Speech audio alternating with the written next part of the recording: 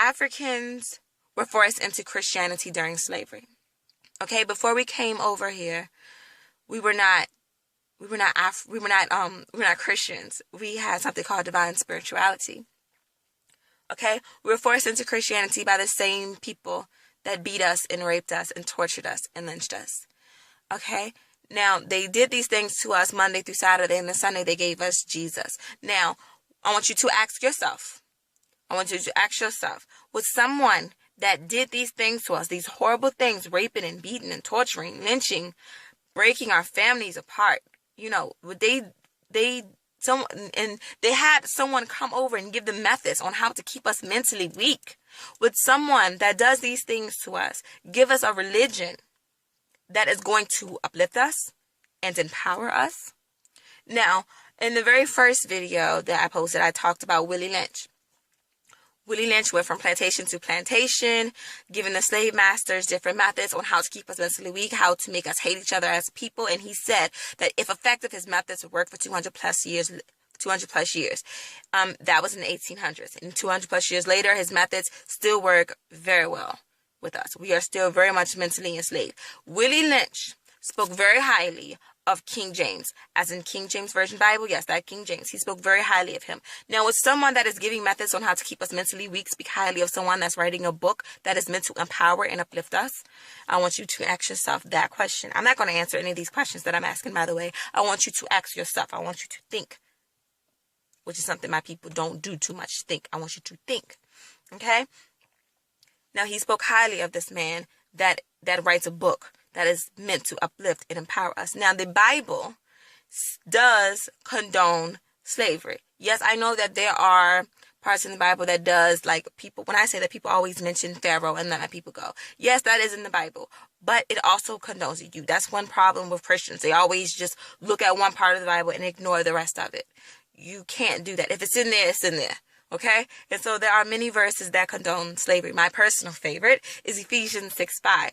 Slaves, obey your earthly masters with fear and respect and sincerity as heart, just as you would obey Christ. Now, if a slave master reads that verse, what does he think? He's thinking, okay, so my slave is supposed to obey me, he's supposed to fear me, he's supposed to respect me the same way he does Christ. Okay? So now that they've given us this religion, they give us the scripture, and what does the scripture say to a slave's mind is, okay, I'm supposed to treat this white man like Christ. So subconsciously, it associates the white man with Christ. It associates the white man with God. So what that does is it makes the white man a superior and it makes the black man an inferior. So that's what that does. It makes you, and it brings you down. It makes you think the white man is up here and you're all the way down here. You know what I mean? That's one of the things that the religion did to black people. Okay? Now, if a slave master and a slave has the same God, whose prayer does this biblical God answer? If the slave master is praying for his slave to be respectful and fearful and obedient, what is the slave praying for? Freedom. Well, for centuries, the slaves didn't have freedom. So whose prayers were being answered? You ask yourself that question. And there was a law written in 1705 in the Virginia Slave Act. You can look this up. And that law said that any person shipped over here from a Christian country was to be a servant. And the servant was to have decent food, decent clothing, decent shelter, and they were not to be whipped naked. If they were to be whipped, they had to keep their clothes on. And any slave master that did whip them naked had to pay that servant.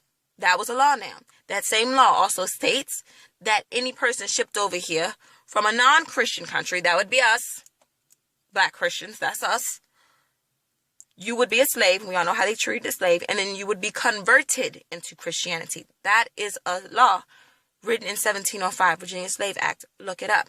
Now, there were mothers, slaves that were mothers, that they would raise their children up to be Christians. From birth, they would raise them up to obey their masters and everything, and they were Christians, and they would take them to the slave masters, like, okay, so will you accept my child? Can my child be free? Because they're Christian. And so they had to make another law. It's in the Virginia Slave Code Act. Look it up. They had to make another law that said that Christianity will not bring you freedom. You cannot be free just because you are a Christian. And you are not exempt from any other treatment, any other punishment that any other slaves get. They had to make a law because of that. Because mothers were raising their children to be Christian. And they felt like, okay, well, we're going to go ahead and accept this religion. But will you at least accept my child because we accepted your religion? And no, they didn't.